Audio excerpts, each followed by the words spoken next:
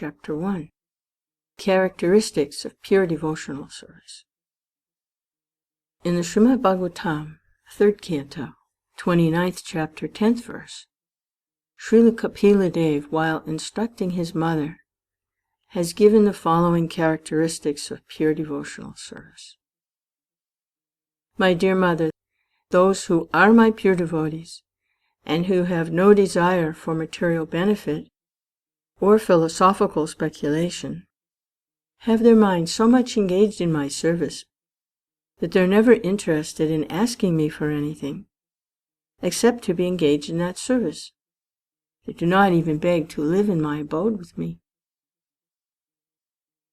There are 5 kinds of liberation, namely, to become one with the Lord, to live with the Supreme Lord on the same planet, to have the same features as the Lord, to enjoy the same opulences as the Lord, and to live as a companion of the Lord. A devotee, not to speak of rejecting material sense gratification, does not even want any of the 5 kinds of liberation. He's satisfied simply by discharging loving service to the Lord. That is the characteristic of pure devotion. In the above statement by Kapila Dev from Srimad Bhagavatam, the actual position of a pure devotee is described, and the primary characteristics of devotional service are also defined. Further characteristics of devotional service are described by Rupa Goswami with evidences from different scriptures. He states that there are 6 characteristics of pure devotional service, which are as follows. Pure devotional service brings immediate relief from all kinds of material distress. Pure devotional service is the beginning of all auspiciousness. Pure devotional service automatically puts one in transcendental pleasure. Pure devotional service is rarely achieved. Those in pure devotional service deride even the concept of liberation. Pure devotional service is the only means to attract Krsna. Krsna is all attractive, but pure devotional service attracts even him. This means that pure devotional service is even transcendentally stronger than Krsna himself, because it's Krishna's internal potency. In the Bhagavad Gita, the Lord says, one should surrender unto him, giving up all other engagements.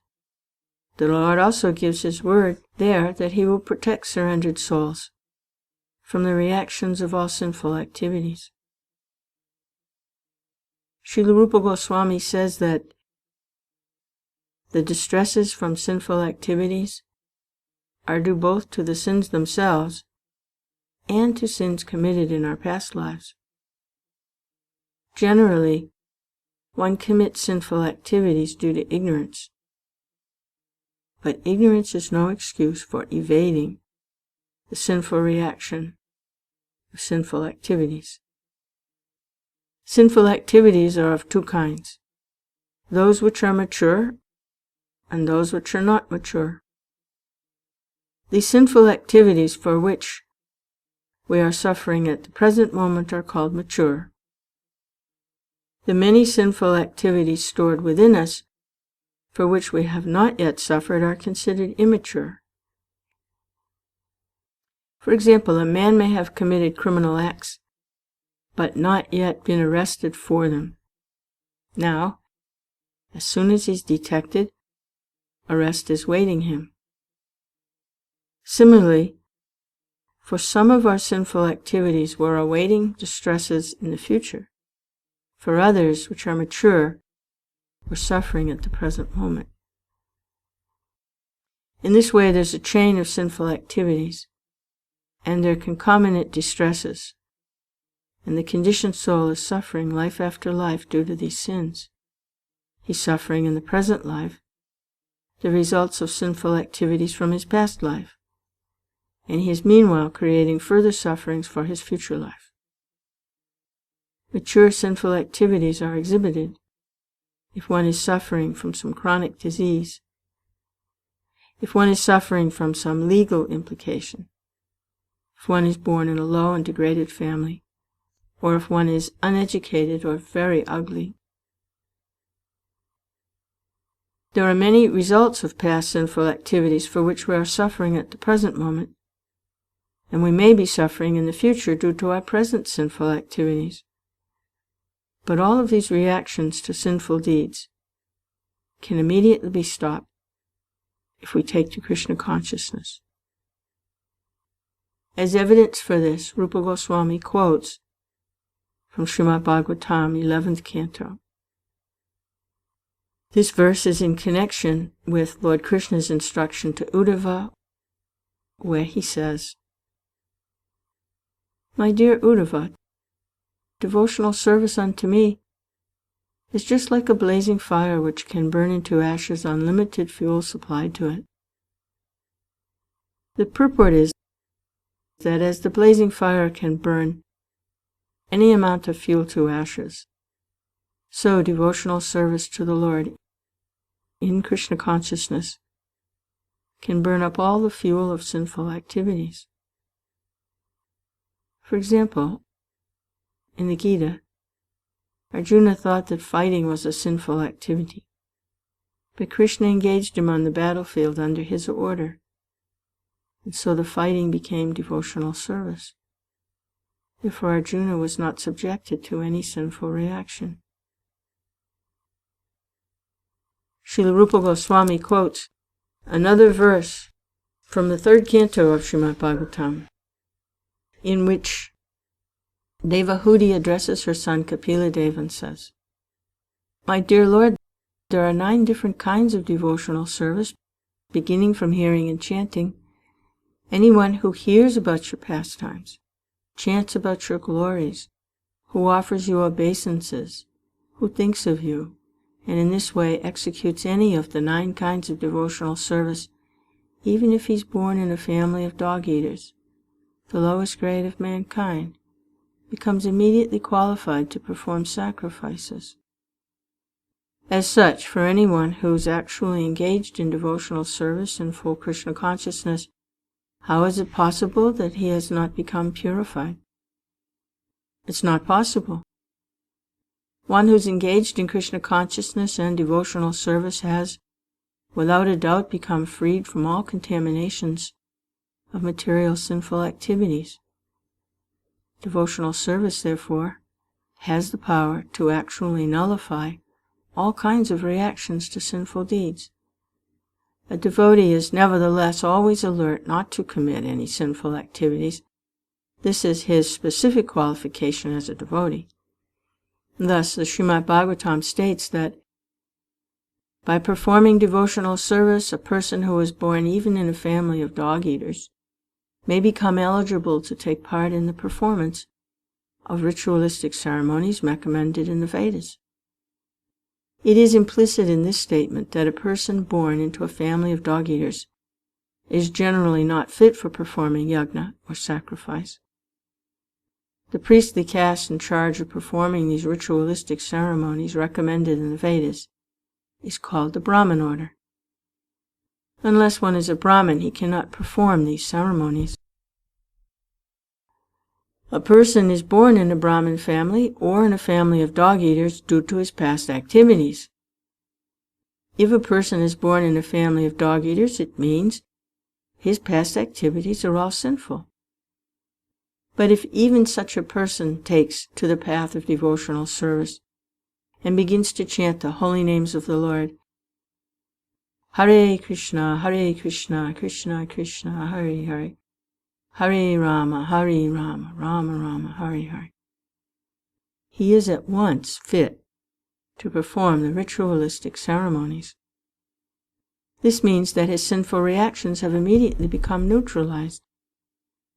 It's stated in the Padma Purana that there are 4 kinds of effects due to sinful activities, which are listed as follows.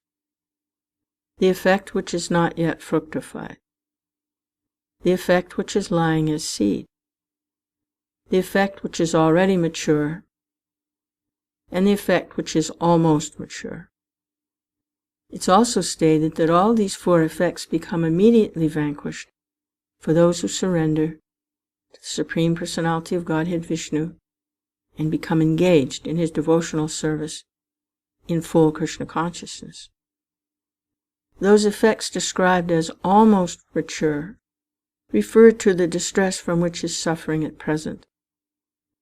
And the effects lying as seed means that those in the core of the heart, there is certainly a stock of sinful desires which are like seeds. The Sanskrit word kutam means that they are almost ready to produce the seed or the effect of the seed. An immature effect refers to the case where the seedling has not yet begun.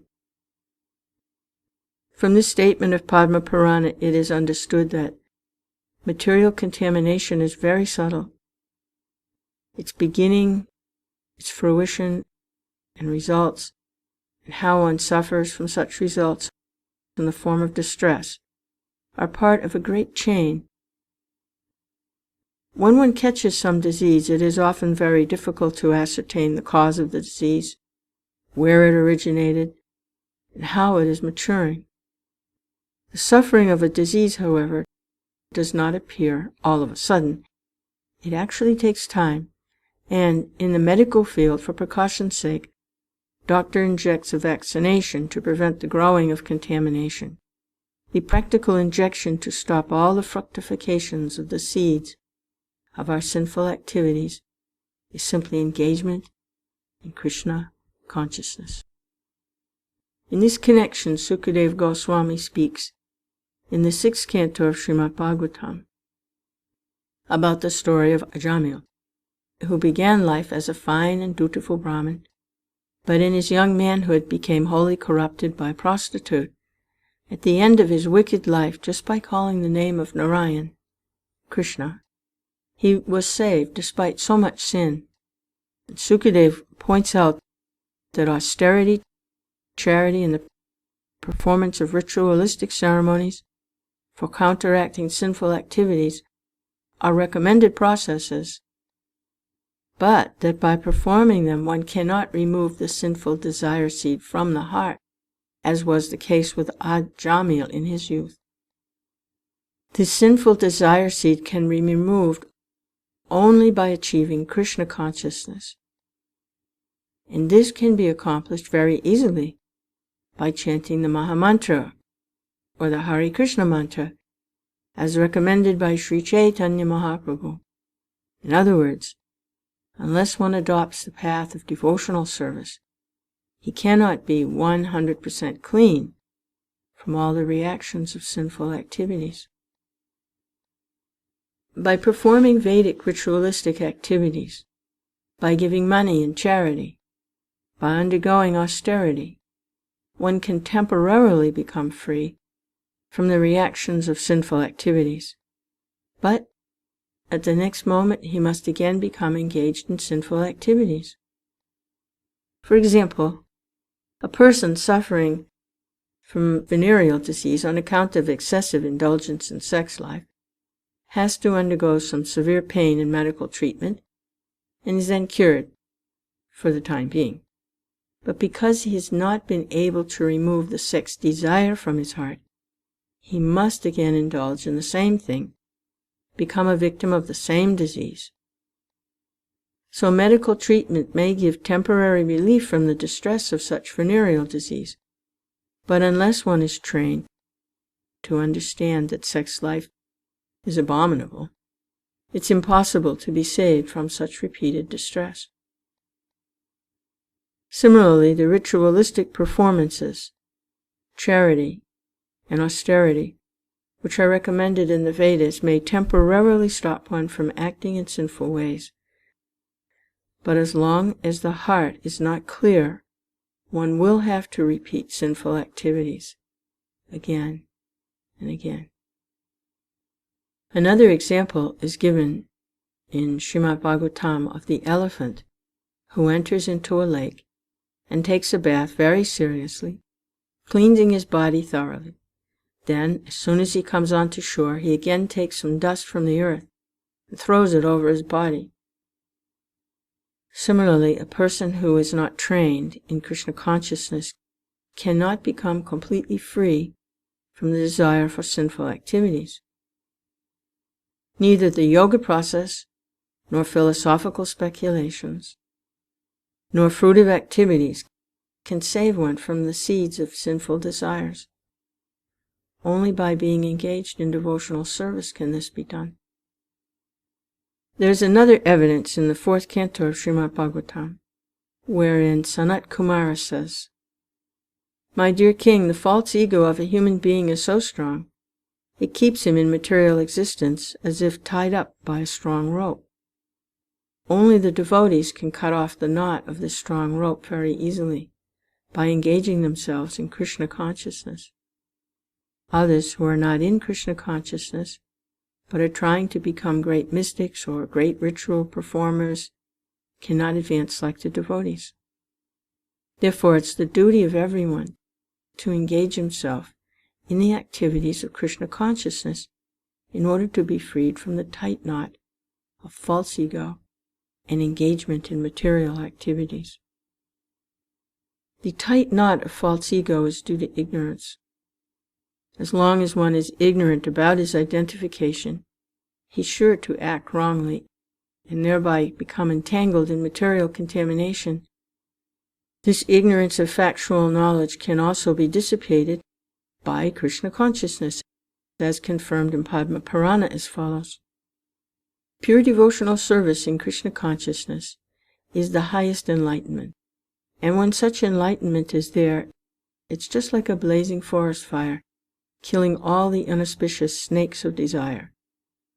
The example is being given in this connection that when there is a forest fire, the extensive blazing automatically kills all the snakes in the forest.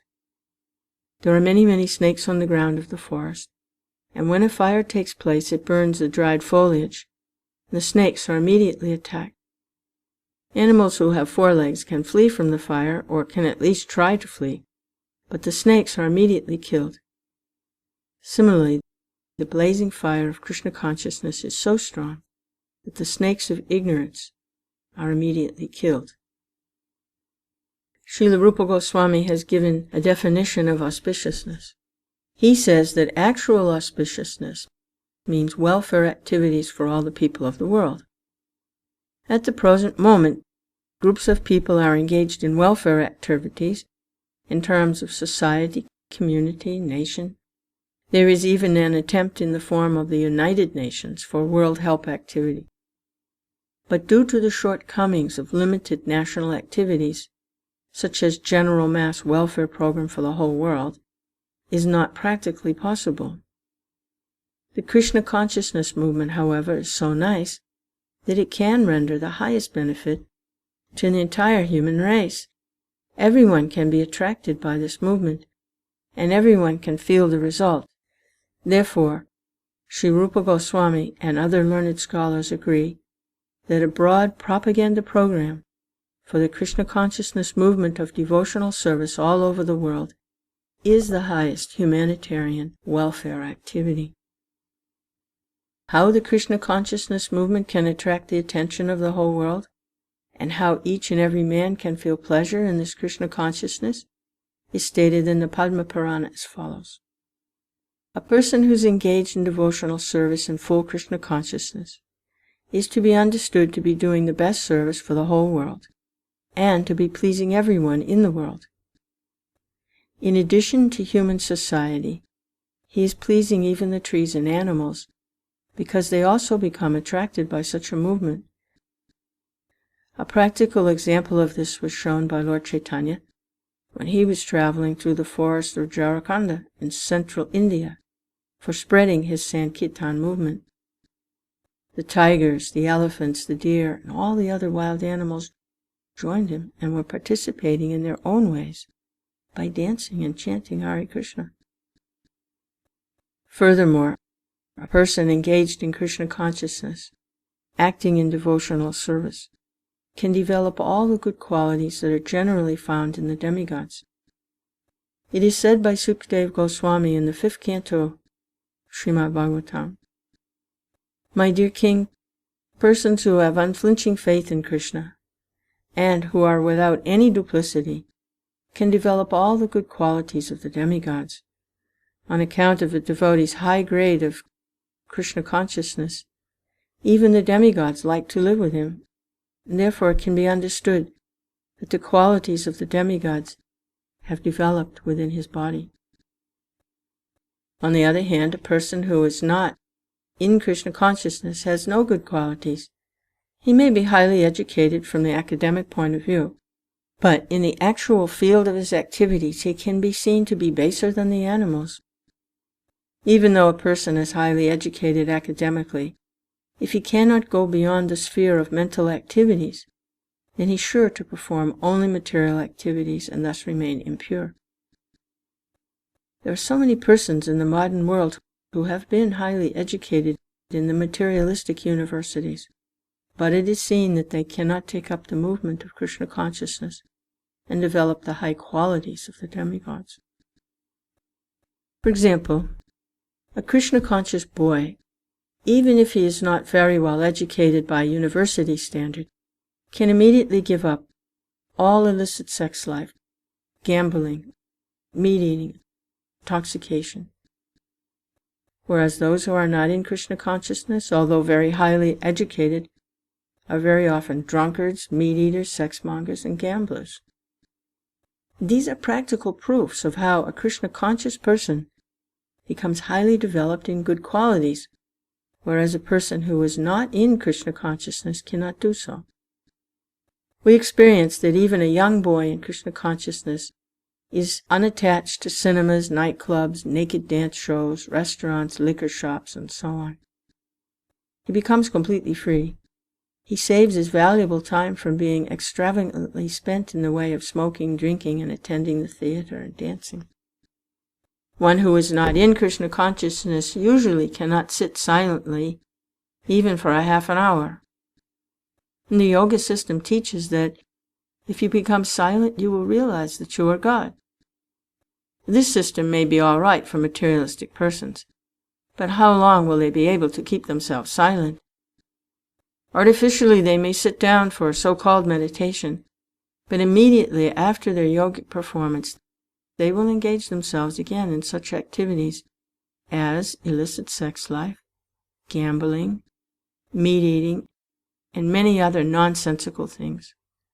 But a Krishna-conscious person gradually elevates himself without endeavoring for this so-called silent meditation. Simply because he's engaged in Krishna consciousness, he automatically gives up all this nonsense and develops a high character. One develops the highest character by becoming a pure devotee of Krishna. The conclusion is that no one can truly have any good qualities if he's lacking Krishna consciousness. Srila Rupa Goswami has analyzed the different sources of happiness.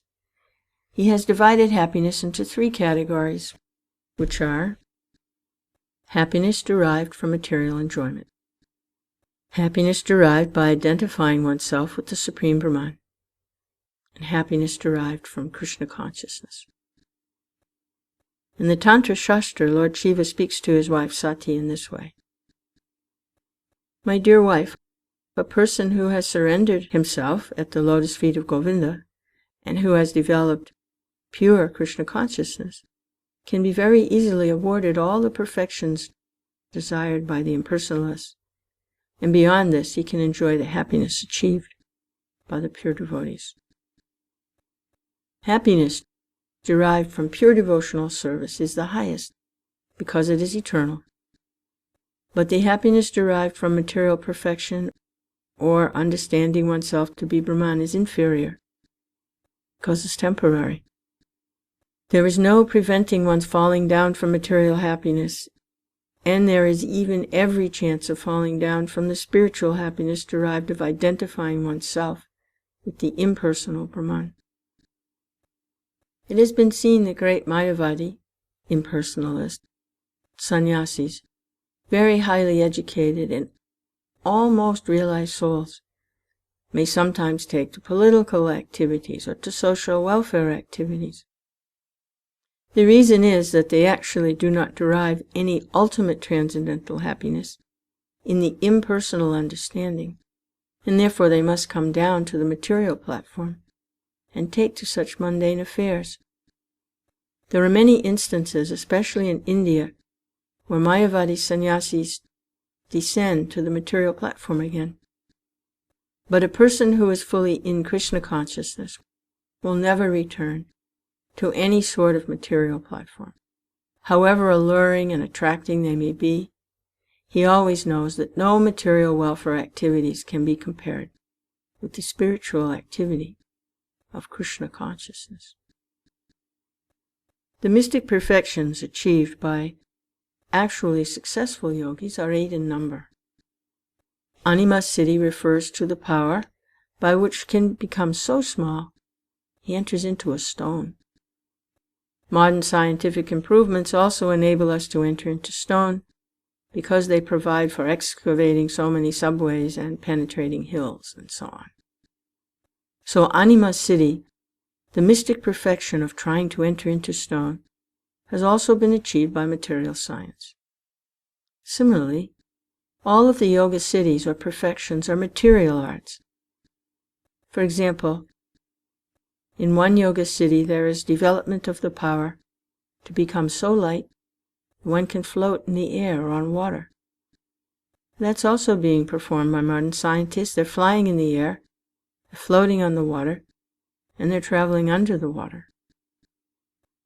After comparing all these mystic yoga siddhis to materialistic perfections, it's found that the materialistic scientists try for the same perfections. So actually there's no difference between mystic perfection and materialistic perfection. A German scholar once said that so-called yoga perfections have already been achieved by modern scientists, so he was not concerned with them. He intelligently went to India to learn how he could understand his eternal relationship with the Supreme Lord by means of bhakti yoga, devotional service. Of course, in the categories of mystic perfection, there are certain processes which materialistic scientists have not yet been able to develop. For instance, a mystic yogi can enter into the sun planet simply by using the rays of the sunshine. This perfection is called laghima. Similarly, a yogi can touch the moon with his finger. Though the modern astronauts go to the moon with the help of spaceships, they undergo many difficulties, whereas a person with mystic perfection can extend his hand and touch the moon with his finger. This siddhi is called prapti, or acquisition. With this prapti siddhi, the perfect mystic yogi can not only touch the moon planet, but he can extend his hand anywhere and take whatever he likes. He may be sitting thousands of miles away from a certain place, and if he likes, he can take fruit from a garden there. This is prapti siddhi. The modern scientists have manufactured nuclear weapons with which they can destroy an insignificant part of this planet. But by the yoga siddhi known as asita, one can create and destroy an entire planet simply at will. Another perfection is called vasita, and by this perfection one can bring anyone under his control. This is a kind of hypnotism which is almost irresistible, and sometimes it's found that a yogi who may have attained a little perfection in this vasita mystic power comes out among the people, speaks all sorts of nonsense, controls their minds, exploits them, takes their money, and then goes away. There is another mystic perfection which is known as prakamya, or magic. By this prakamya power, one can achieve anything he likes. For example, one can make water enter into his eye and then come out again from his eye. Simply by his will, he can perform such wonderful activities. The highest perfection of mystic yoga is called kamavasaita. This is also magic. But whereas the prakamya power acts to create wonderful effects within the scope of nature, kamavayasita permits one to contradict nature In other words, to do the impossible. Of course, one can derive great amounts of temporary happiness by achieving such yogic materialistic perfections. Foolishly, people who are enamored of the glimmer of modern materialistic advancement are thinking that the Krishna conscious movement is for less intelligent men. I'm better off being busy with my material comforts, maintaining a nice apartment, family, and sex life. These people do not know that at any moment they can be kicked out of their material situation. Due to ignorance, they do not know that real life is eternal. The temporary comforts of the body are not the goal of life, and it is due only to darkest ignorance people become enamored of the glimmering advancement of material comforts. Srila Bhaktivinoda Thakur has therefore said that the advancement of material knowledge renders a person more foolish because it causes one to forget his real identification by its glimmer. This is doom for him because the human form of life is meant for getting out of the material contamination. By the advancement of material knowledge, people are becoming more and more entangled in material existence. They have no hope of being liberated from this catastrophe. In his Hari Bhakti Sudodaya, it is stated that Prahlad Maharaj, the great devotee of the Lord, prayed to Nishingadev, half lion, half man incarnation, as follows: My dear Lord, I repeatedly pray unto your lotus feet that I may simply be stronger in devotional service. I simply pray that my Krishna consciousness may be more strong and steady, because happiness derived out of Krishna consciousness and devotional service is so powerful that with it one can have all the other perfections of religiousness, economic development, sense gratification, and even the attainment of liberation from material existence. Actually, a pure devotee does not aspire after any of these perfections, because the happiness derived from devotional service in Krishna consciousness is so transcendental and so unlimited that no other happiness can be compared with it. It's said that even one drop of happiness in Krishna consciousness stands beyond comparison with an ocean of happiness derived from any other activity. Thus, any person who has developed even a little quantity of pure devotional service can very easily kick out all the other kinds of happiness derived from religiousness, economic development, sense gratification, and liberation. There was a great devotee of Lord Chaitanya known as Kalavet Shridhar, who was a very poor man. He was doing a small business selling cups made from the leaves of plantain trees, and his income was almost nothing. Still, he was spending 50% of his small income on the worship of the Ganges, and the other 50% he was somehow living. Lord Chaitanya at once revealed himself to this confidential devotee, Kalavet Shridhar, and offered him any opulence that he liked. But Shridhar informed the Lord he did not want any material opulence. He was quite happy in his present position and wanted only to gain unflinching faith and devotion unto the lotus feet of Lord Chaitanya. That's the position of a pure devotee. If they can be engaged 24 hours each day in devotional service, they do not want anything else, not even the happiness of liberation or of becoming one with the Supreme. In the Narada Pancharatra, it's also said that any person who has developed even a small amount of devotional service doesn't care a fig for any kind of happiness derived from religiousness, economic development, sense gratification, or the 5 kinds of liberation. Any kind of happiness derived from religiousness, economic development, liberation, or sense gratification cannot even dare to enter into the heart of a pure devotee. It is stated that as the personal attendants and maidservants of a queen follow the queen with all respect and obeisances, similarly the joys of religiousness, economic development, sense gratification, and liberation follow the devotional service of the Lord. In other words, a pure devotee does not lack any kind of happiness derived from any source. He does not want anything but service to Krishna, but even if he should have another desire, the Lord fulfills this without the devotee's asking. In the preliminary phase of spiritual life, there are different kinds of austerities, penances, and similar processes for attaining self-realization. However, even if an executor of these processes is without any material desire, he still cannot achieve devotional service. And aspiring by oneself alone to achieve devotional service is not very hopeful, because Krishna does not agree to award devotional service to merely anyone. Krishna can easily offer a person material happiness or even liberation, but he does not agree very easily to award a person engagement in his devotional service. Devotional service, in fact, can be attained only through the mercy of a pure devotee.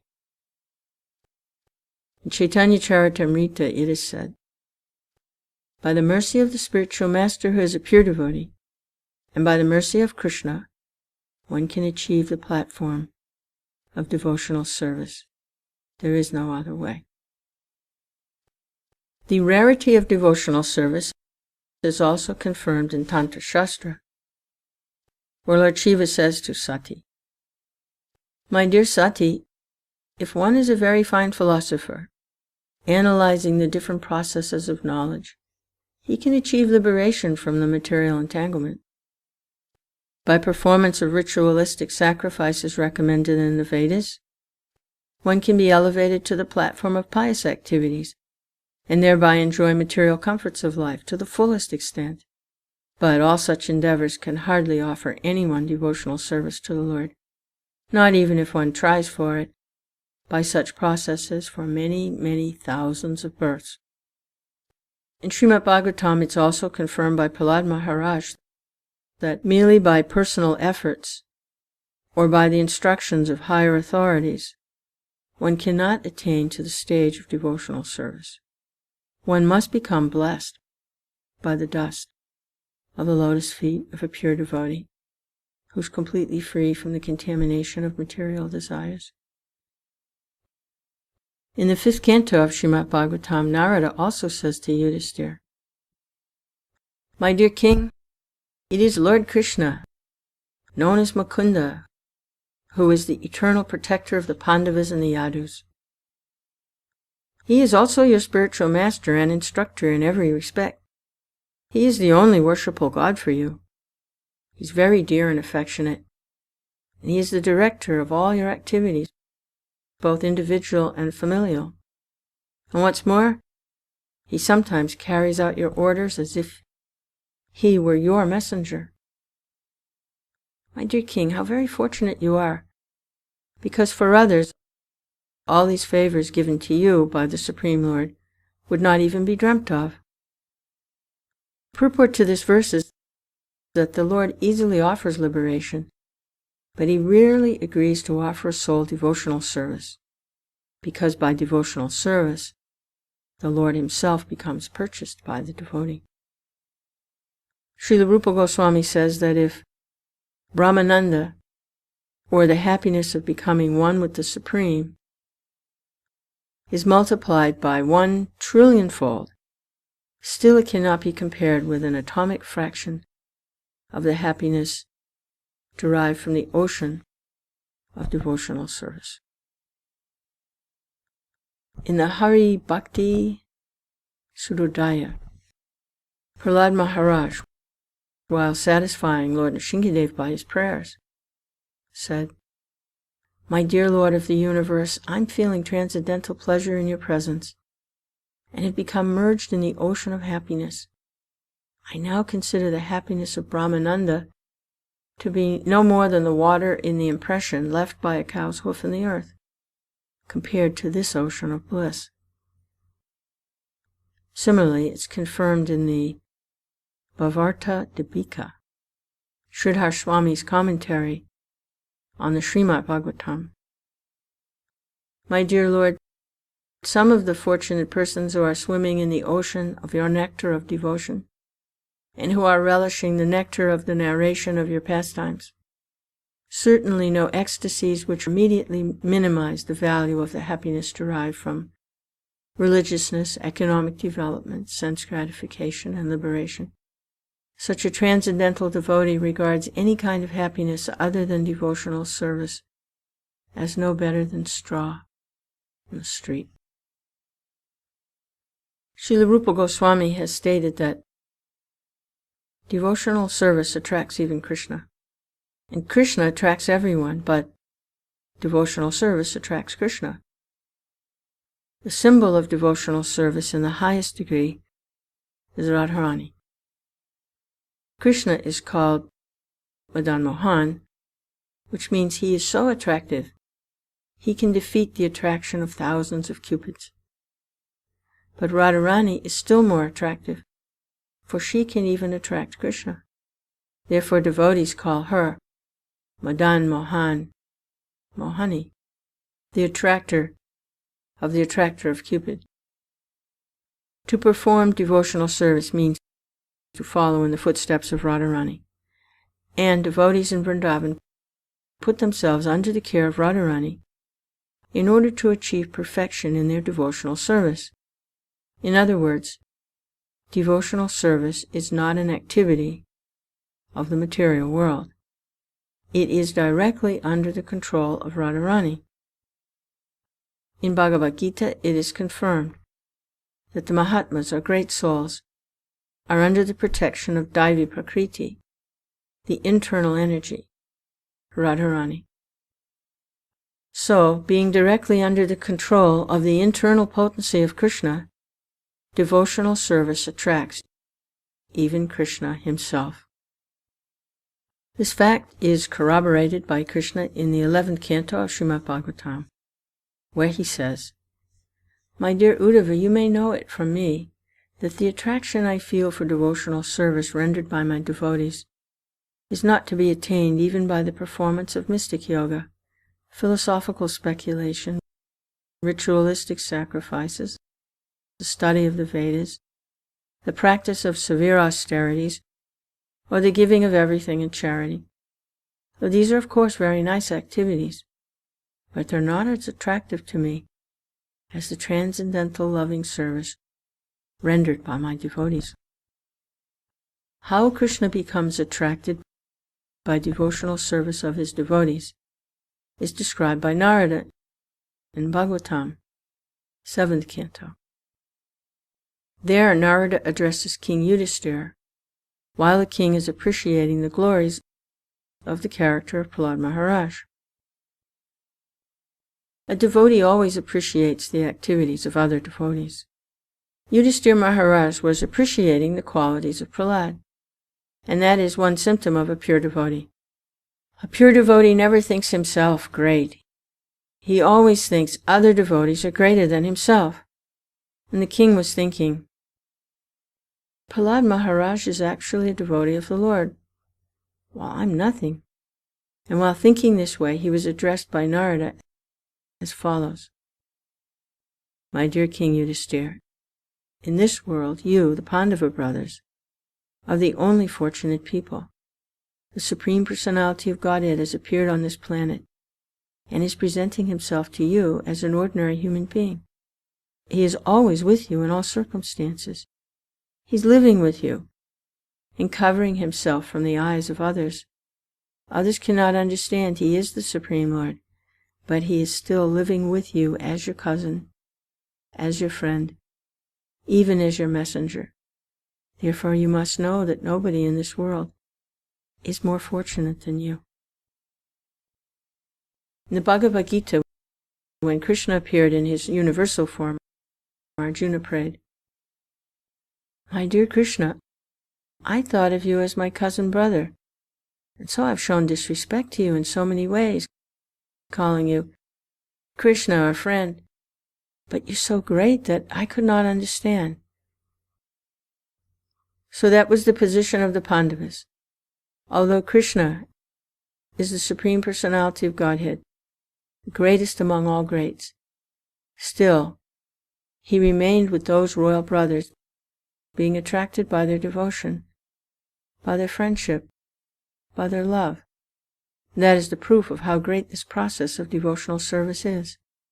It can attract even the Supreme Personality of Godhead. God is great. Devotional service is greater than God, because it attracts Him. People who are not in devotional service can never understand what great value there is in rendering service to the Lord.